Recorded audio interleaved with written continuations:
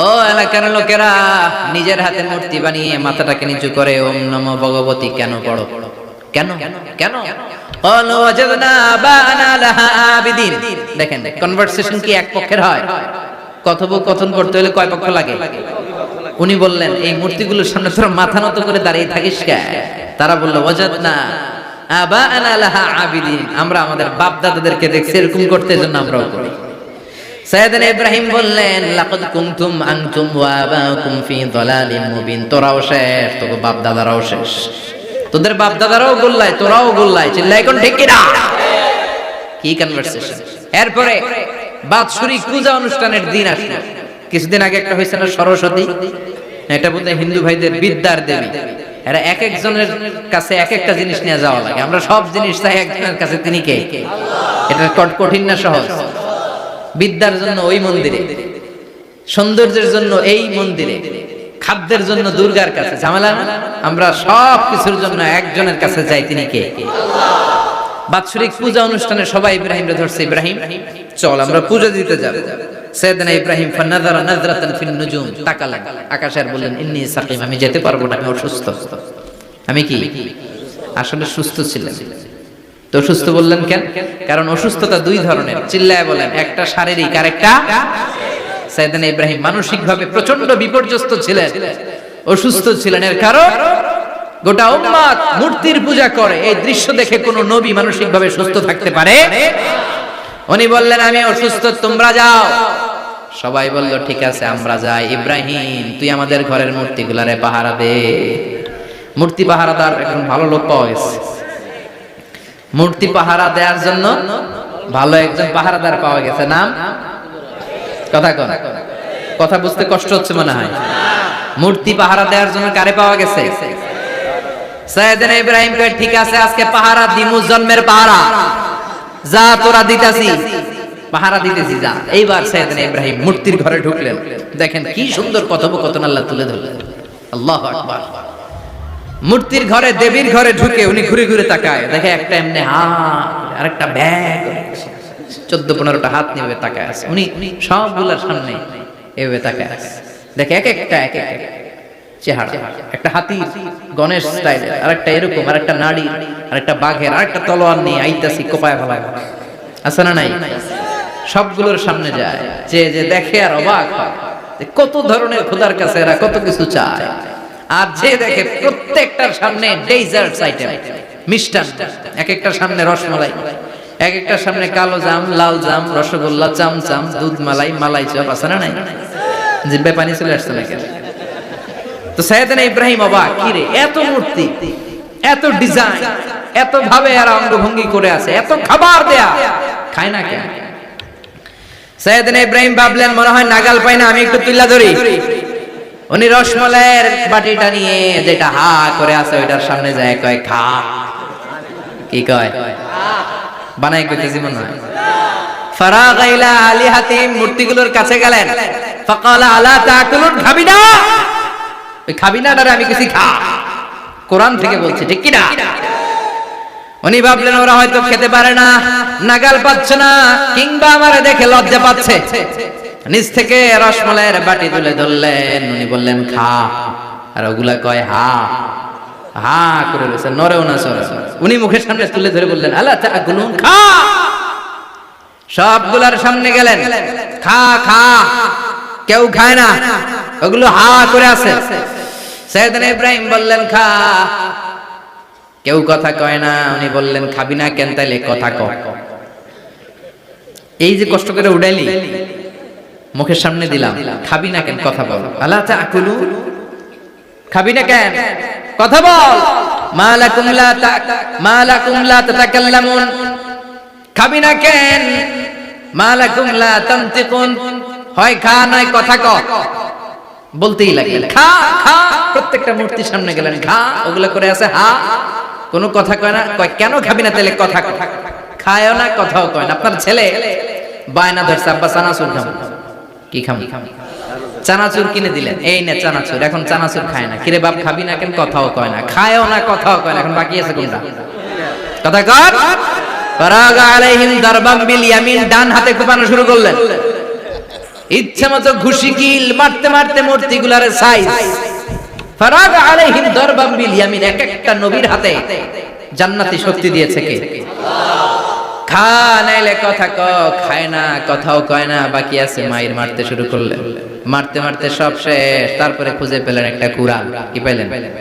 কুড়াল দিয়ে মারতে আরো সুবিধা, খালি এটারে এভাবে মারে ওইভাবে মারে, মারতে মারতে যতগুলো মূর্তি ছিল সবগুলো মেরে বড় মূর্তিটার গায়ে মারতে যাবে, in the meantime stop, না এটারে মারো না। ফাজআলাহুম জুদাদান, সবগুলোর টুকরা টুকরা, ইল্লা কাবীর আল্লাহুম, বড়টা ছাড়া ওইটারে রেখে দিলেন। আর বুদ্ধি করে কুড়ালটারে বড়টার কাঁধে ঝুলাইয়া দিলে, বড় মূর্তিটার কাঁধের মধ্যে ঝুলাইয়া দিলেন। ঘটনাটা সুন্দর হয়েছে না? এখন কেমন যেন মনে হয় এটা কুপাইয়া দাঁড়ায় রয়েছে বাপের বেটার মতো। বড় পূজার শেষ, পূজার দিনক্ষণ শেষ। বিকেল বেলা পূজা মণ্ডপ থেকে সব এসে দেখে সর্বনাশ। পাহারাদার ইব্রাহিম কই, আনতা ফাআলতা হাযা বিআলিহাতিনা ইয়া ইব্রাহিম। ইব্রাহিম, সর্বনাশ কে কইছে? তুই কইছত নি? কই না, বড়টাই কইছে। ওইটারে জিজ্ঞেস করো।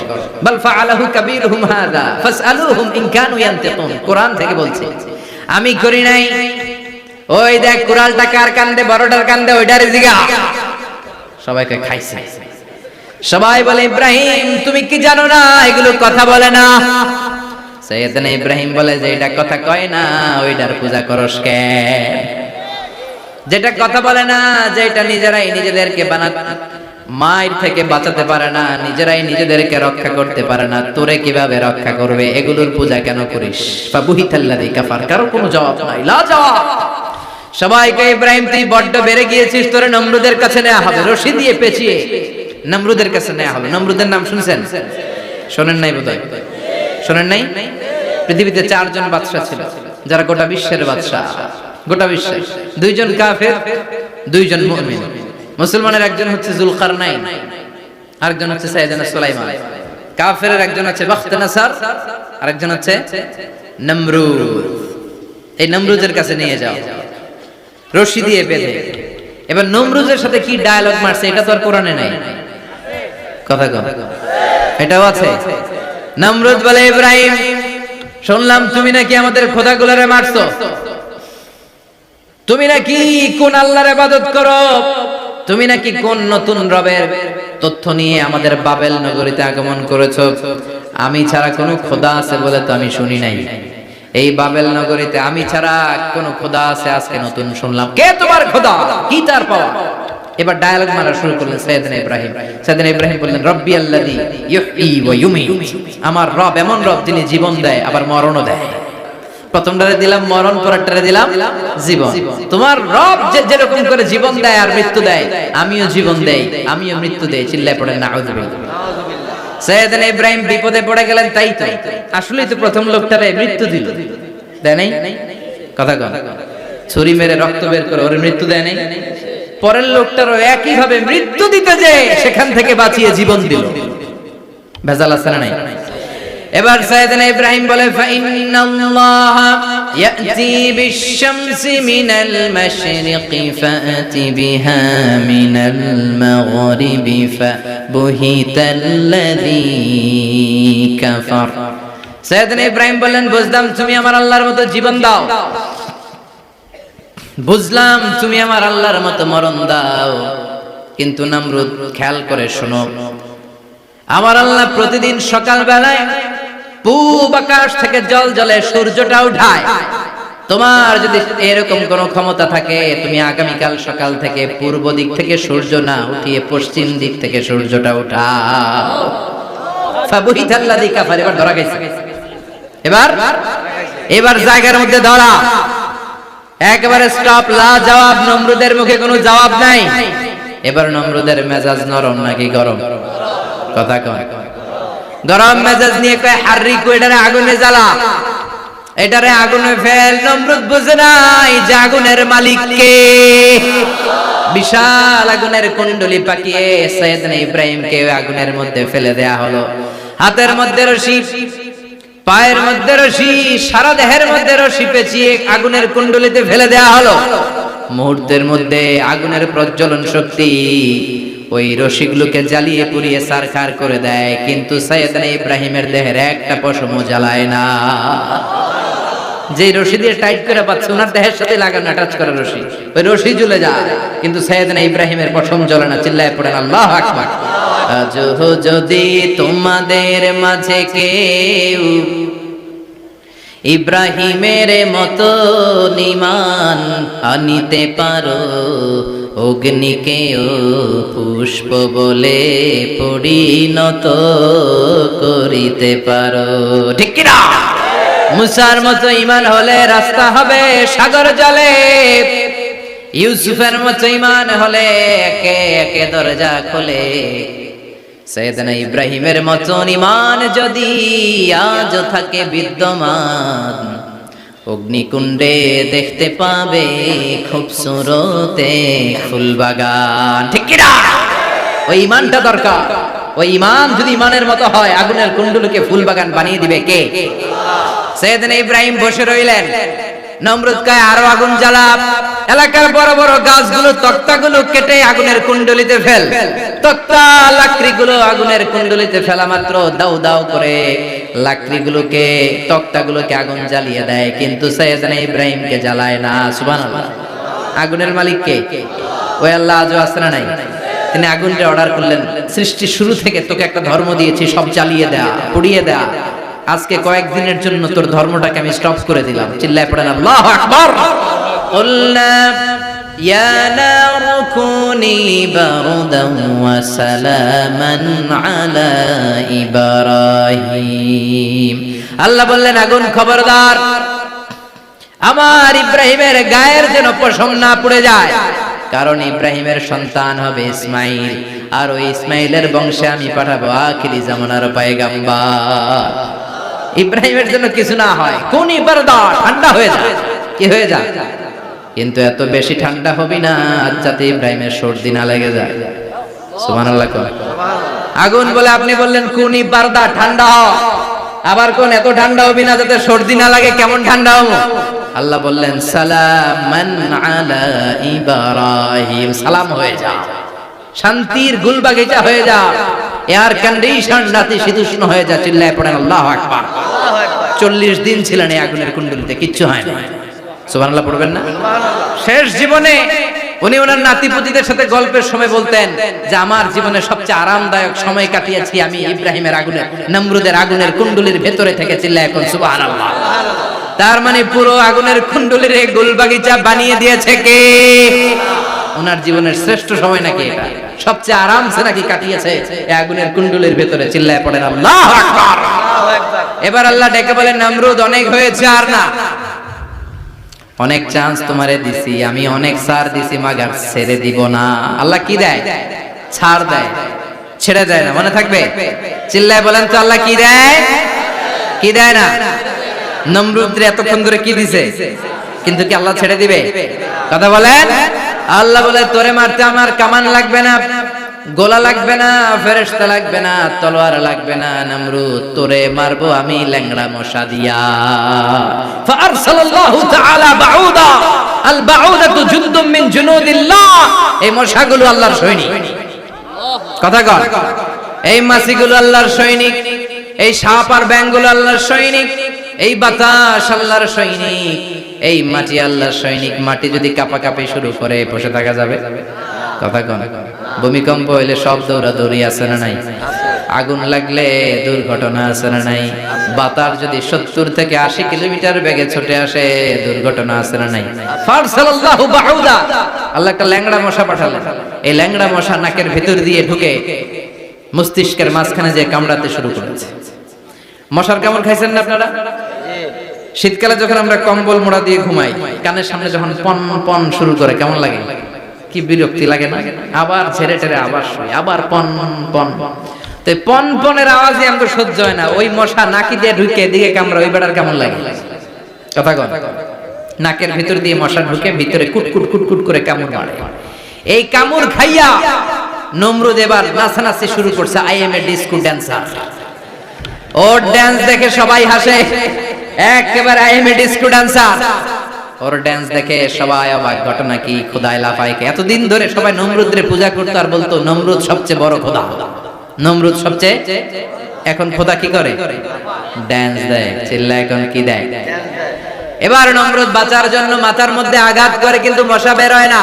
চিল্লায় আওয়াজ করে উত্তরে বলেন, মশা ঢুকছে কার অর্ডারে? এই মশা বেরোবেও কার অর্ডারে? মাথার মধ্যে আঘাত করে ঘুষি মারে, কিল মারে, কিন্তু মশা বের হয় না। এবার আশেপাশের যারা আছে খাদেম খুদ্দাম কয়, তোরাও ঘুষি মার। খাদেম খুদ্দাম মনে মনে কয়, আজীবন অনেক মারছস, আজকে আমরা মারুম। সুযোগ পায়া কিলের উপর কিল আর ঘুষি। আজীবন অনেক কাজ করাইছিস আমাদেরকে দিয়ে, অনেক জুলুম করেছিস, আজকে সুযোগ পেয়েছে মতো মাইরা লয়। খাদেম খুদ্দাম ওরাও কিল ঘুষি। ঘুষাইতে ঘুষাইতে চেহারার মানচিত্র পাল্টাই দিছে, মাগার মশা বের হয় না। এই মশা ঢুকছে কারা দেশে? কথা কর।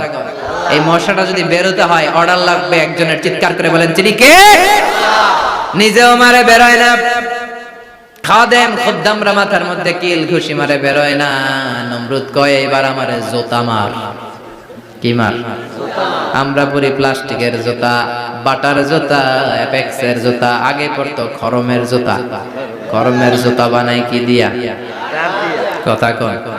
এবার কাঠের জুতা দিয়ে খাদেম খুদ্দামরা মাথার মধ্যে বাড়ি। পিটাইতে পিটাইতে মাথাটাকে ফাটিয়ে রক্তাক্ত করে জমিনের মধ্যে নমরুদরে শুইয়ে দিয়েছে। আর আল্লাহ সৈনিক সেই বাউদা মশা নাকের ভেতর থেকে শূন্যে উড়াল মেরেছে। চিল্লায় পড়েন আল্লাহু আকবার। তার মানে এত শক্তিশালী হয়েও, গোটা বিশ্বের রাজা হয়েও নমরুদের ক্ষমতা নমরুদরে বাঁচাতে পারে নাই। চিল্লায় বলেন ঠিক কিনা? এজন্য ক্ষমতা কাউরে বাঁচাতে পারে না, দাপট কাউরে বাঁচাতে পারে না, অহংকার কাউরে বাঁচাতে পারে না, সৈন্যবাহিনী কাউরে বাঁচাতে পারে না। বাঁচাতে পারে একজন। চিৎকার করে বলতে হবে, তিনি কে? পৃথিবীতে কেউ তো স্থায়ী হয় না, হোক না সে ফেরাউন কিবা নমরুদ। কেউ ভাবে চিরদিন রয় না, কেউ ভাবে চিরকাল রয় না। পৃথিবীতে কেউ স্থায়ী হয় না, হোক না সে ফেরাউন কিবা নমরুদ। কেউ ভাবে চিরদিন রয় না। চিল্লা এখন ঠিক কিনা? সাইয়েদনা ইব্রাহিমের সবগুলো কথা কোথায় কি ডায়ালগ মারলেন, আল্লাহর কাছে এত ভালো লেগেছে, আল্লাহর কোরআনের ভেতরে তুলে দিয়েছে কে? আবার তিনি যতগুলো দোয়া জীবনে করেছেন সব কবুল করেছে কে? তিনি দোয়া করলেন, রাব্বি জাআলনি মুকিমাস সালাতি ওয়া মিন যুররিয়াতি রাব্বানা ওয়া তাকাব্বাল দুআ। হে নামাজি, আমার ঘরে নামাজ পড়ো আজ, দিলে মে তোমার চরণ তলে হৃদয় যায় নামাজ। হে নামাজি, আমার ঘরে নামাজ পড়ো আজ, দিলে মে তোমার চরণ তলে হৃদয় যায় নামাজ। আল্লাহু আকবার পড়েন। তিনি দোয়া করলেন, আল্লাহ রাব্বি জাআলনি মুকিমাস সালাহ, আল্লাহ আপনি আমার নামাজ কায়েমকারী বানান। কি কায়েমকারী? তার মানে নামাজ পড়লে সবাই মিলে পড়তে হবে, ঠিক কি না? নামাজ কায়েমকারী বানান। আমার সন্তান ইসমাইলের নামাজ কায়েমকারী বানান। আমার দোয়াটা কবুল করেন। কবুল করে নিল কে? আবার বললেন, আল্লাহ মক্কার নিরাপদ বানান। কবুল করলো কে? আবার বললেন, ওয়াবা'আস ফীহিম রাসূলা, আল্লাহ এই শহরে একজন নবী পাঠান। কবুল করলো কে? যত দোয়া করছে সব কবুল করে নিল কে? এজন্য সাইয়েদনা ইব্রাহিমের জীবনী থেকে কি কি শিক্ষা গুনতে শুরু করেন। নাম্বার 1, আল জিহাদু দিদ্দা শিরক। ওনার জীবন থেকে প্রথম শিক্ষা হচ্ছে শিরকের বিরুদ্ধে জিহাদ। মুমিনের জীবনে জিহাদ চলবে কিসের বিরুদ্ধে? উনি মূর্তির সাথে আপোষ করে নাই, গাছের সাথে আপোষ করে নাই, মাছের সাথে আপোষ করে নাই, ধ্রুব তারা, চাঁদ, সূর্যের সাথে আপোষ করে নাই। উনি এক আল্লাহকে খুঁজে পেয়েছে। চিল্লায় বলেন ঠিক কি না? আল্লাহ সব গুনাহ ক্ষমা করে, শিরকের গুনাহ ক্ষমা করে। 2 নাম্বার শিক্ষা হচ্ছে সত্যকে অন্বেষণ করতে হবে। ওইটা আমার বাবার বিরুদ্ধে যাক, ওইটা আমার দাদার বিরুদ্ধে যাক, ওইটা আমার দলের বিরুদ্ধে যাক, ওইটা আমার মতের বিরুদ্ধে যাক, সত্য যেখানে আমিও সেখানে। চিল্লায় এখন ঠিক কি না? এটা হচ্ছে সাইয়েদনা ইব্রাহিম আলাইহিস সালামের ঈমান স্পিরিট। শিরকের বিরুদ্ধে মুমিন জিহাদ করবে। সত্য যেখানে আছে মুমিন তালাশ করে সেটাকে ছিনিয়ে আনবে। সাইয়েদনা ইব্রাহিমের জীবনী থেকে 3 নাম্বার শিক্ষা হচ্ছে ভিশনারি অ্যাটিটিউডের হতে হবে মুমিনের। আমরা খালি 10 বছরের হিসাব করি, 20 বছর, 50 বছর। ইহুদিরা হিসাব করে 200 বছর। কোন কাজ করার আগে 200 বছর পরে কি হইতে পারে ওইটা হিসাব করে। সাইয়েদনা ইব্রাহিম এরকম ভিশনারি ছিলেন, এজন্য দোয়া করেছেন রব্বানা ওয়াবআস ফীহিম রাসূলা। আল্লাহ যদিও ধুধুপ্রান্ত জনমানব হীন একটা এলাকা, আপনি এলাকায় এমন একজন নবী পাঠায়েন যেই নবীর আঁচলের নিচে গোটা বিশ্বটা একত্রিত হয়ে যাবে। কবুল করলেন কে? কি ভিশন দেখছেন, কি ভিশনারি অ্যাটিটিউড। তিনি তখন থেকেই বিশ্বনবীকে দেখতে পেয়েছেন। এজন্য ভিশনারি অ্যাটিটিউডের হন, স্বপ্নবাজ হন। স্বপ্ন সেটা না যেটা মানুষ ঘুমিয়ে ঘুমিয়ে দেখে, স্বপ্ন সেটা যেটা অর্জনের আকাঙ্ক্ষা মানুষের ঘুমাতে দেয় না। এটা ছিলেন সাইয়েদনা ইব্রাহিম, ভিশনারি অ্যাটিটিউডের ছিলেন। 4 নাম্বার শিক্ষা, যোগ্য প্রজন্ম তৈরি করে যাওয়া। উনি কি প্রজন্ম তৈরি করছে দেখেন। প্রথম ছেলে ইসমাইল, দ্বিতীয় ছেলে ইসহাক। ইসহাকের চ্যানেলে বনি ইসরাইলের সব নবীরা আসলো, আর এই চ্যানেলে বিশ্ব নবী আসলো। তার মানে বাপ কা বেটা সিপাহী কা ঘোড়া। প্রজন্ম তৈরির দরকার আছে না নাই? শিরকের বিরুদ্ধে লড়াইয়ের দরকার আছে না নাই? আর নবীদেরকে মডেল হিসেবে মানার দরকার আছে না নাই? আমাদের মডেল কি কবিরা না নবীরা? নায়করা না নবীরা? নেতা নেত্রীরা না নবীরা? আমরা যেন নবীদেরকে মডেল হিসেবে মেনে জান্নাতে উপযুক্ত হতে পারে। আল্লাহ তুমি তৌফিক দান করো। আরো জোরে পড়ি আমিন। যতগুলো কথা বলেছি কোরআন সুন্নাহর আলোকে বলেছি, বানিয়ে কিছু বলি নাই। তারপরেও আমার মনের অজান্তে কোনো মিস ইনফরমেশন যদি আমার মুখ উঠতেছেন কেন? এটা কোন বেদাত চালু করছেন আপনারা? হ্যাঁ, এটা খুব বড় বেয়াদবি। বসেন বসেন। 2 ঘন্টা যার সামনে লেকচার শুনলেন, এর পিঠ দিয়ে চলে যায়। এগুলো পাইছেন কোথায় আপনারা? কার আলোচনার সময় এগুলো করলেন? একসাথে বিদায় নিলেন। কথা বলেন। আপনি এখানে কোরআনের দার্সে এসেছেন, কোরআন থেকে দার্স হয়েছে, আপনি হৃদয়টারে আলোকিত করেছেন, আপনি ভদ্রভাবে একসাথে বিদায় নিলেন। যদি ঘোষণা আসে সেন্ট্রালি যে আমরা বিদায় নিচ্ছি, বিদায় নিলেন। যদি ঘোষণা আছে দোয়া নিয়ে বিদায় নিলেন। বক্তা আলোচনা শেষ না করতেই ওঠা বসা, এটা কোত্থেকে শিখেছেন? ঠিক না। এই অ্যাটিটিউড পাল্টা। সাইয়েদনা ইব্রাহিমের সৈনিক যারা, এরা এরকম হতে পারে? বিশ্বনবীর উম্মত যারা, তারা এরকম করতে পারে? আল আদাবু ফাওকা কুল্লি শাই। ভদ্রতা সবকিছুর উপরে, ভদ্রতা সবকিছুর উপরে। আমরা যেন মুআদ্দাব হই, আদব বলা হই। আল্লাহ তুমি আমাদেরকে বোঝার তৌফিক দান করো। নবীরা যে শিক্ষা, যে উপমা, যে মিসাল আমাদের জন্য রেখে গেলেন, আমরা যেন এগুলো আমল করে জীবনটারে আলোকিত করতে পারি, তৌফিক দান করো। সাইয়েদনা ইব্রাহিমের জীবনী গ্রন্থ ঘরে থাকা চাই। আমি দেদারসে আলোচনা করে যাই না, আমি বাড়ির কাজ দিয়ে যাই। সাইয়েদনা ইব্রাহিমের জীবনীর একটা গ্রন্থ, ওনার বায়োগ্রাফি অফ সাইয়েদনা ইব্রাহিম, ইব্রাহিম আলাইহিস সালামের একটা জীবনী গ্রন্থ আমাদের ঘরে থাকার দরকার আছে না নাই? কিনতে রাজি আছেন সবাই? পড়তে রাজি আছেন? নিজে পড়বেন, আলোকিত হবেন, এই ধরনের বই অন্যকে উপহার দিবেন, সমাজটা আলোকিত হবে। ঠিক কিনা? আল্লাহ আমাদের সবাইকে তুমি বোঝার তৌফিক দান করো। সুবহানাকা আল্লাহুম্মা বিহামদিকা আশহাদু আল্লা ইলাহা ইল্লা আনতা আস্তাগফিরুকা ওয়া আতুবু ইলাইক। আল্লাহুম্মা আমিন।